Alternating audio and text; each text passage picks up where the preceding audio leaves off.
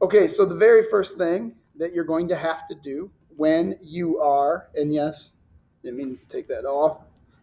We have to do masks nowadays. The very first thing that you need to do in Audacity is you have to fix what is called the latency factor. So latency refers to the fact that when the computer takes in audio, it takes a few milliseconds for that audio to go from the actual microphone that you're using into the data file that is part of the data file in Audacity. And that little bit of a delay will cause you, especially if you're trying to like do multi-track things and you want the rhythm to be perfect from one track to the other, it causes a slight delay and it'll be very difficult to have things line up rhythmically. There is a simple way to make this happen, and I'm about to show it to you. So one of the things that you have to do to fix latency is you essentially have to start with tracks or generate. Actually, generate is the one that you want to do, and you're going to do generate click track or a rhythm track. So it used to be called click track. Now I guess it's called rhythm track. So I'm going to go ahead and pick this. And right now it asks me what the tempo is. So right here, the tempo tells me it's 120 beats per minute, which really is 2 beats per second if you count it out. And it's a fairly fast beat, but it doesn't matter. It asks how many beats per bar. So this is a music theory thing. Basically, they're saying sets of 4, or otherwise known as 4/4 time. So one of the chirps will be like, and the other 3 will go, will be what it sounds like.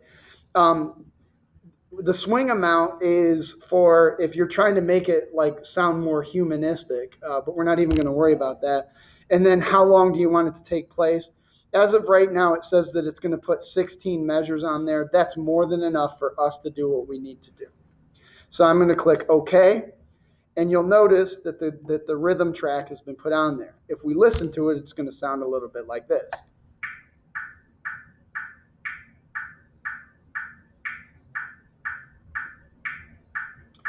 So what I'm going to do, and actually I'm going to, I want my speakers to not be the ones up there. With that said, what I'm going to do is I'm going to hit tracks, add new track, and I'm going to make it a mono track.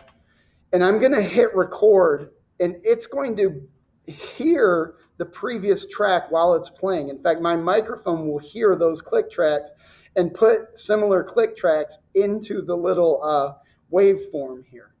And this is how we're going to tell the difference between what is one track versus the latency of the second track, and then we'll be able to fix it. So let's give this a try here.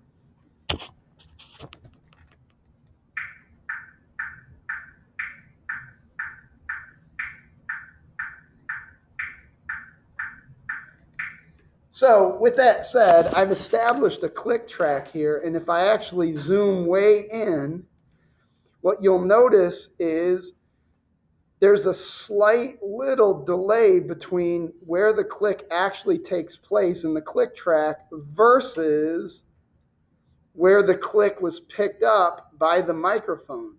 This little piece of time, the difference between one track and the next, is known as the latency. In other words, this track is late compared to its original one.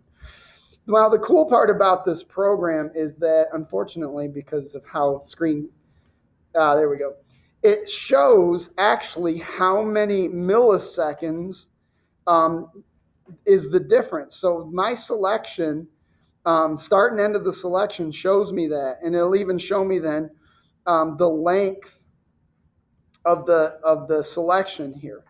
So if I look at the length of the selection here, and I'm like, all right, so how many seconds am I actually looking at? How many milliseconds am I actually looking at? I should be able to tell that, let's look a little bit closer, how many milliseconds I am behind. So here we go, 6 and 8,008, 6 and 8,1 milliseconds. So basically there is a difference of 73 milliseconds between here to here. So what I have to do is I have to adjust the latency factor by 73 milliseconds. So how do I do that? Well, when I do that, I have to go to Edit, Preferences.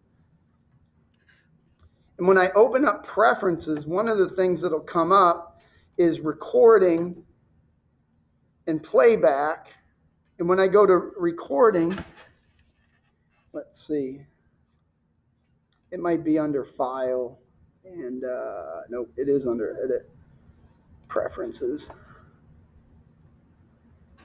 Quality, real-time, high quality, devices, playback. Oh, here we go, devices. So right now they're compensating for negative 73 or negative 130, but that's not enough. I actually am going to have to add 73 to this number, which comes to 203. And then I'm going to hit OK.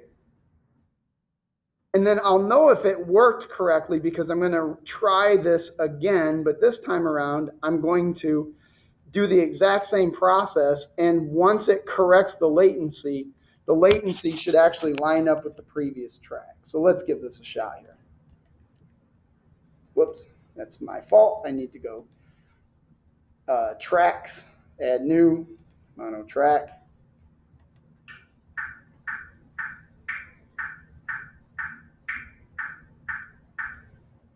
And when I hit stop, what you probably notice now, especially if I zoom in, and I'm going to zoom in, is that there is hardly any difference between those two. And because my microphone is a little bit slow, I'm going to just assume that pretty much lines up.